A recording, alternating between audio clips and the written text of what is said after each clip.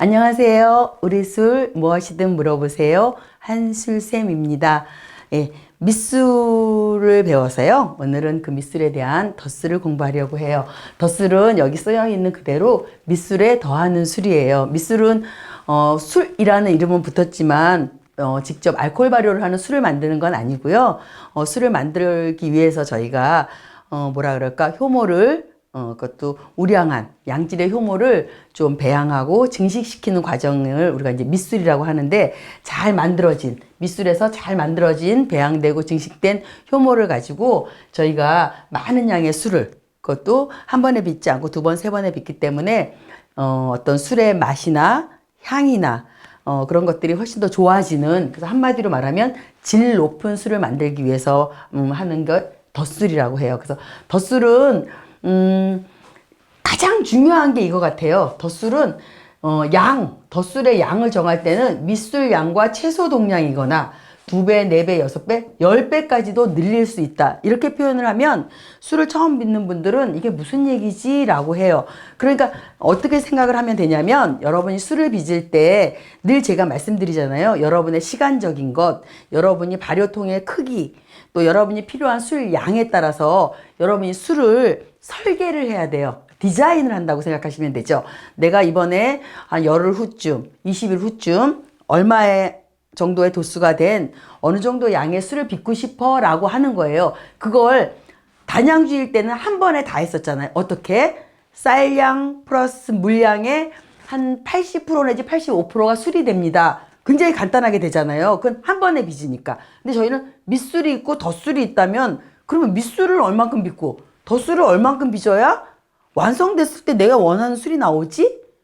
잘 모르겠는데 선생님이 자꾸 2배, 4배, 6배는 뭐고, 또 밑술은 적게 할수록 좋다고. 이게 무슨 뜻이지?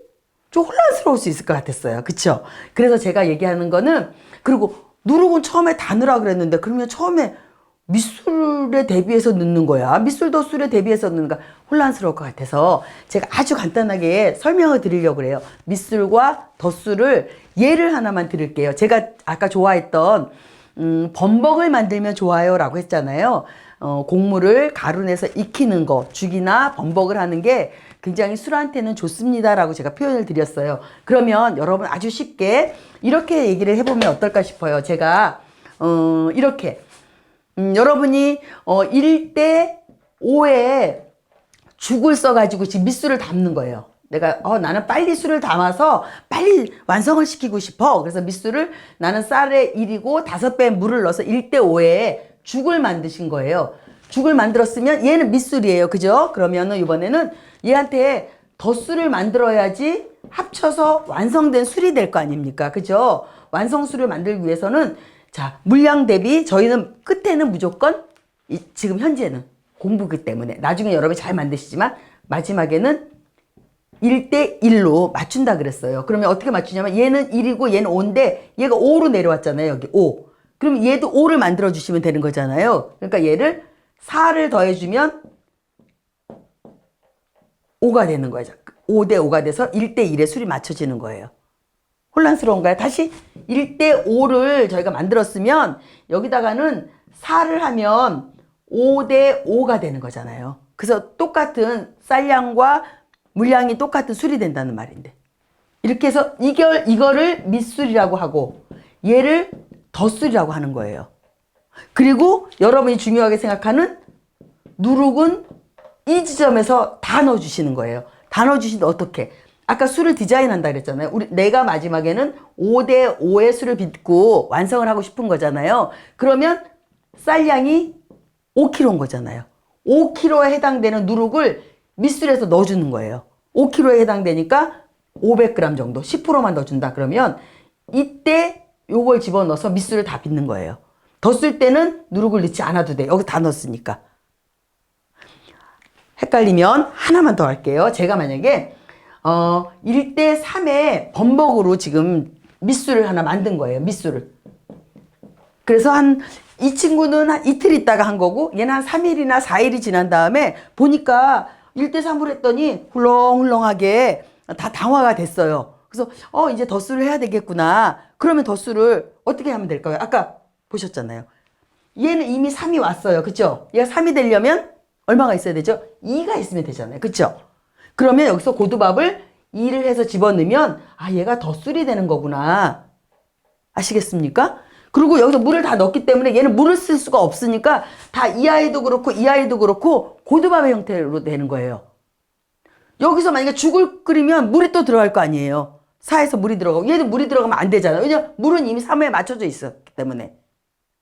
그래서 여기서 이렇게 넣었다 그러면 자 전체 쌀량을 물은 전체 3리터를 넣고 전체 쌀은 3kg를 넣은 거잖아요. 그쵸? 그러면 밑술에서 선생님이 누룩을 다 넣으라 그랬는데 누룩을 얼마나 넣는다고? 전체 쌀량의 10%를 넣으라 그랬으니까 아 밑술 때 300g의 누룩을 투입하면 되는 거구나. 이렇게 계산이 나오는 거예요. 이러면 여러분들이 지금 밑술과 덧술에서 누룩은 언제 넣어야 되고 어느 양을 넣어야 되는지에 대한 기본적인 이해가 되셨어야 돼요. 어려울까요? 괜찮죠? 됐나요? 이게 제일 중요한 것 같아요. 그냥 밑술과 덧술은 밑술은 술을 만드는 아이가 아니라 술을 만들기 위한 준비하는 아이, 덧술은 그 아이한테 남은 물량을 대비한 고두밥을 지어 넣어서 완성된 술을 만든단 말이에요. 완성된 술을 만드는데 밑술하고의 양에서는 최소 동량, 최소 1대 얼마를 넣었으면 이 말은 밑술은 적게 할수록 안정적이라 그랬단 말이에요. 적게 했는데 또 적게 덧술을 하면 여기서 뭐라 그랬어요? 많은 양의 술에 의미가 없잖아요. 그렇지 않습니까? 1대1을 했는데 또 1대1을 했어. 고생해서 2주 3주가 내가 쌀 2kg 하려고 그 고생을 했단 말입니까? 아니잖아요.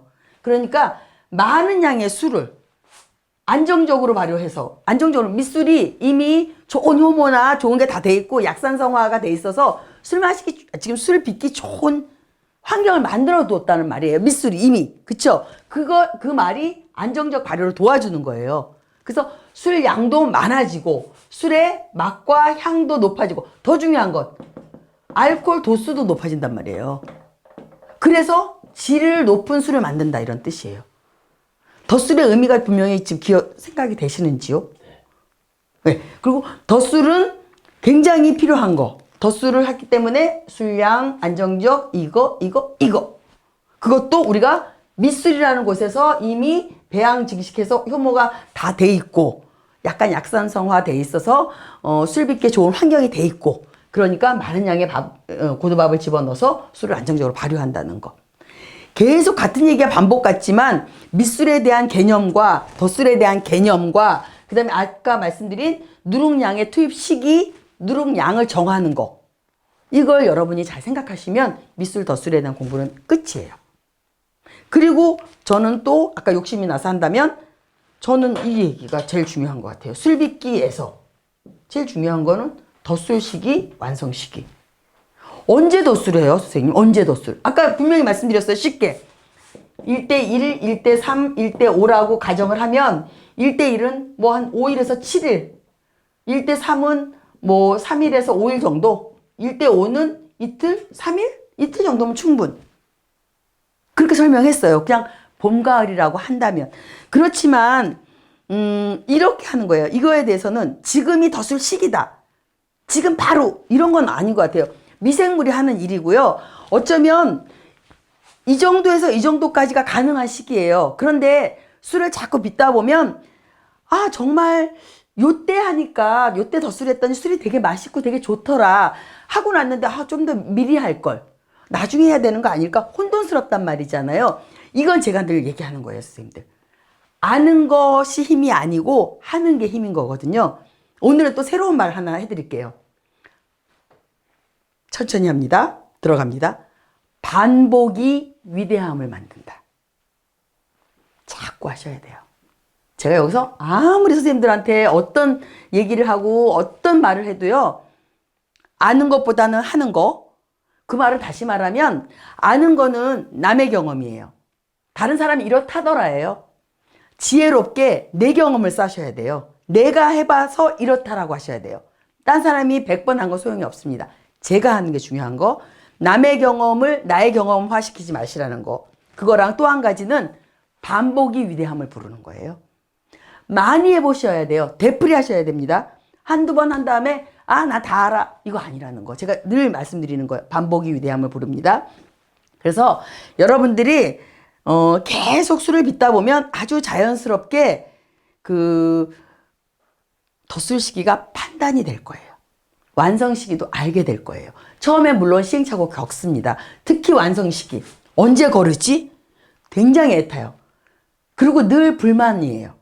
거르고 나면 어제 걸렀어야 되나 봐. 내일 걸렀었으면. 늘 미련이 남아요, 술은. 그런데 아까 제가 뭐라고 말씀드렸습니까? 반복이 위대함을 부른다. 자꾸 해보셔야 돼요. 많이 해보셔야 돼요.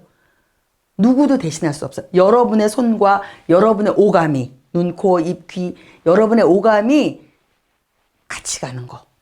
그래서 우리 술아이하고 교감하는 거. 술아이가 거는 말에 내가 귀 기울이는 거. 이게 술빚인 것 같아요. 그래서 쉽고 또 어렵고, 그래서 재밌고 끝이 없는 거. 술빚기입니다. 그래서 이렇게 해서 제가 밑술과 덧술에 대한 얘기 두 번에 걸쳐서 말씀드렸는데, 네, 다음에 또 천천히 아주 부분을 뭐 그래프로 얘기를 하거나 도표를 만들거나 해서 조금 더 설명을 드릴 날이 올 것 같은데, 오늘은 아주 그냥 후다닥 밑술, 덧술 이렇게 설명했습니다. 예, 그래서 여러분 술빚기에 조금이나마 도움이 됐으면 굉장히 좋겠고요. 예, 오늘은 덧술에 대한 얘기 마치도록 하겠습니다. 여러분 밑술, 덧술. 예, 저는 되게 쉬운 말인데 외래어처럼 들리는 분도 있대요.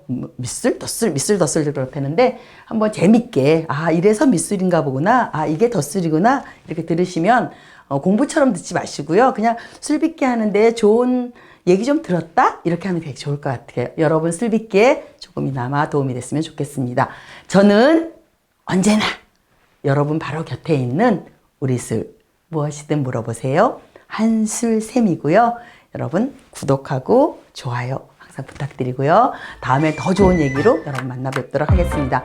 안녕히 계세요.